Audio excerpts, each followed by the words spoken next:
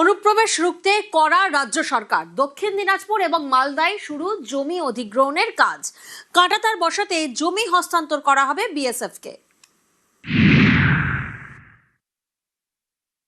আমাদের দেশের সুরক্ষার প্রশ্ন, পশ্চিমবঙ্গের সুরক্ষার প্রশ্ন এবং যেভাবে জনবিন্যাস বদলে গেছে, আজকে আমরা প্রথম দিনই কেন্দ্রীয় স্বরাষ্ট্র দপ্তর তথা বিএসএফ এর সীমান্ত সুরক্ষিত করার জন্য জমি ট্রান্সফার প্রক্রিয়া আমরা আজকে অনুমোদন দিলাম। ভূমি ও রাজস্ব সচিব তাকে এবং মুখ্য সচিবকে দায়িত্ব দেওয়া হলো ৪৫ দিনের মধ্যে বিএসএফ এর প্রয়োজনীয় জমি হস্তান্তর সম্পূর্ণ করতে হবে।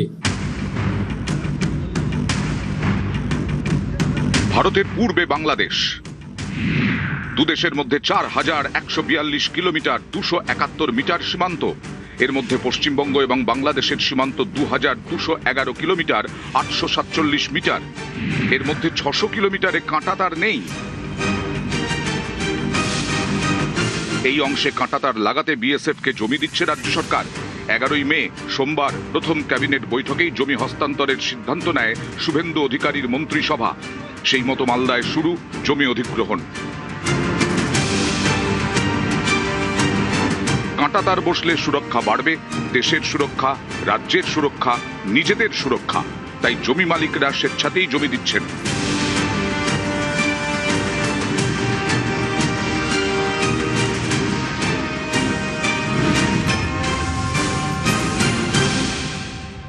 জমির কাগজপত্র জমা দিতেছি, বর্ডারে কাঁটাতারের বেড়া হবে তার জন্য।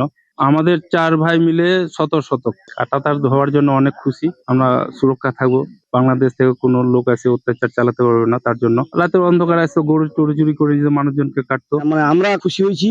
সন্ধ্যা হলেই ওপার থেকে কিছু দুষ্কৃতীরা এখানে চলে আসতেন।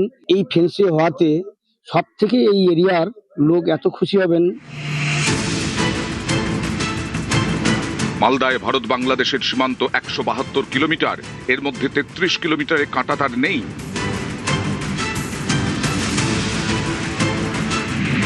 মালদায় এই কাঁটাতার বিহীন সীমান্তের বেশিরভাগটাই হবিবপুরে কাঁটাতার দেওয়া হবে ২৯.৩ কিলোমিটার সীমান্তে।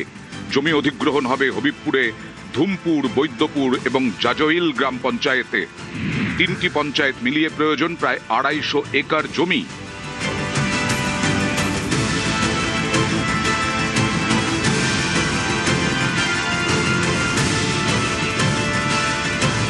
শনিবার থেকে সেই জমি অধিগ্রহণের কাজ শুরু। ১২টি দল তৈরি করে কাজ করছে ভূমি ও ভূমি রাজস্ব দপ্তর।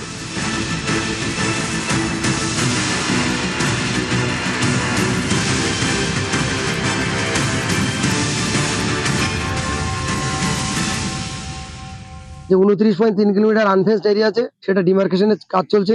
সবাই মিলে ওয়ার ফুটেজ আমরা কাজ করছি। আমরা প্রায় 12টা টিম নামিয়েছি। টিমরা সকাল থেকে সন্ধ্যে পর্যন্ত কাজ করছে যুদ্ধকালীন তৎপরতায়। বিএসএফ সঙ্গে মিটিং করেছি।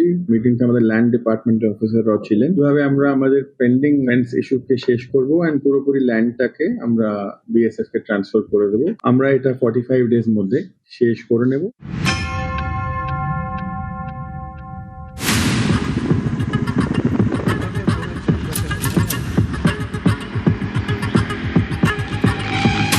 দক্ষিণ দিনাজপুরেও শুরু জমি অধিগ্রহণের প্রক্রিয়া।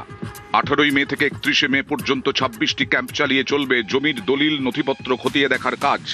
যাদের জমি ফেন্সিং এ পড়েছে তাদের এনওসি প্রদানের জন্য অতি অবশ্যই নির্ধারিত ক্যাম্পে এসে জমা দেওয়ার জন্য অনুরোধ করা যায়। টোটোয় মাইক বেঁধে ক্যাম্পে আসার আবেদন জানানো হচ্ছে জমি মালিকদের। দিনগুলিতে ক্যাম্পে এনওসি জমা দিতে না পারলে প্রয়োজনে অফিসে এসে জমা দিয়ে যাবে। দক্ষিণ দিনাজপুরে ২৫২ কিলোমিটার সীমান্ত। এখানে ২৫ কিলোমিটারে কাঁটাতার নেই।